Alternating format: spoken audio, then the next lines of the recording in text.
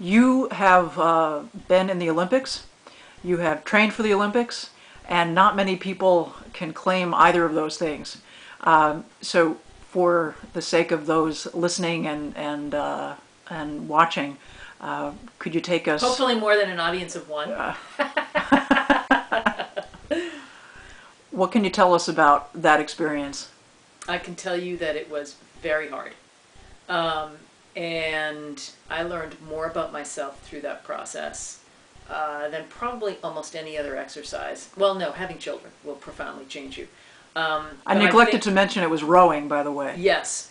I think that when you train at that level, you're competing against both the best in the country and the best in the world.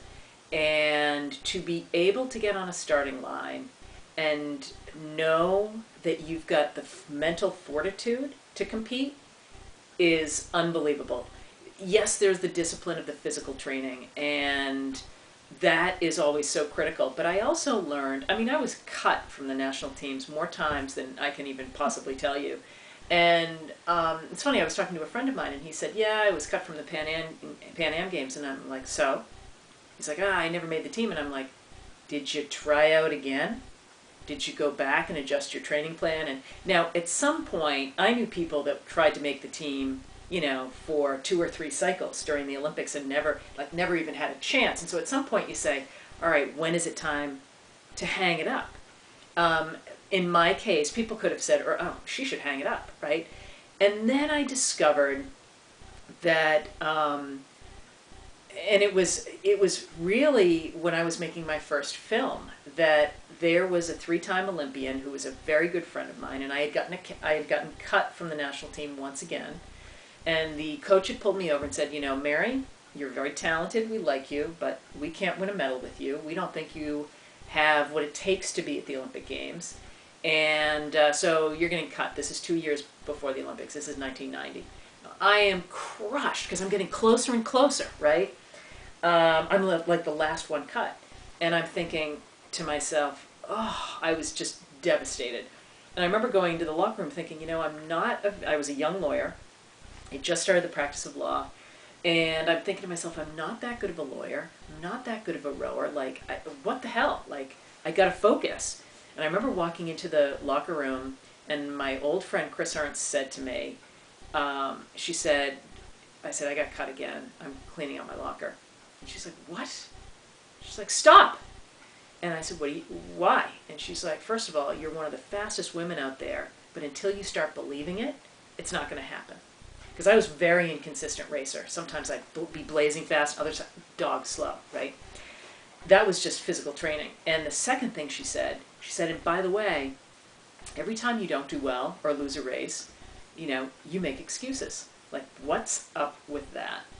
I remember looking at her and saying, what? I don't make, and then I was like, oh my God, I make excuses all the time. The water's rough, or she's, you know, 185 pounds and, you know, went to Harvard, or, you know, who cares?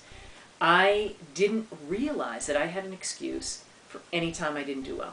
And you listen to our society today, right? Kids, that's what happens. Oh, I got jobbed by the ref, or, oh, they did this. Like, it's part of our culture to not take responsibility. Right. And I said to myself, oh my God, I'm making excuses because what will people think if I don't have an excuse, right?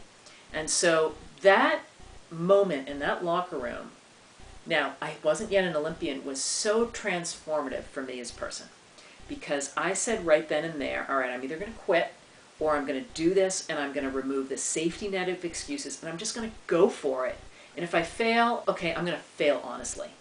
I'm going to fail without excuse.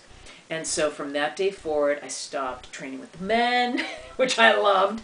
I stopped going to parties. I started watching what I ate. You know, became really laser focused on the task at hand. I went to a sports psychologist because I was very distracted. You know, I'd be like, oh, during a race, right? Oh God, okay, where's that person? All right, where's Ann Martin? Where's so-and-so? Instead of, well, wait, hold on. Where are you? Yeah. And I started doing all of these exercises that some of the Eastern Bloc countries do, that Canadian athletes do. And in that 1 year alone, I went from being ranked like maybe 13th in my single in the country to pretty consistently third. That's huge. Yeah. And when you're third, they have to take you to the Olympics, right? So for me, the process was all about, and I had self-doubts all the time. Oh, she's not tall enough. Oh, she's not strong enough. Oh, she's too small. Oh, and I'm not small, but in the rowing world, right? And so I learned a lot about what it means to focus and concentrate and really be disciplined. And it really forced me to be, to not be distracted. And what has that translated into? Being a better person. I can focus on the task at hand. It means I'm a better mother, right? I'm a better filmmaker. I'm better at everything that I do because I'm not like, cookies, who's got cookies?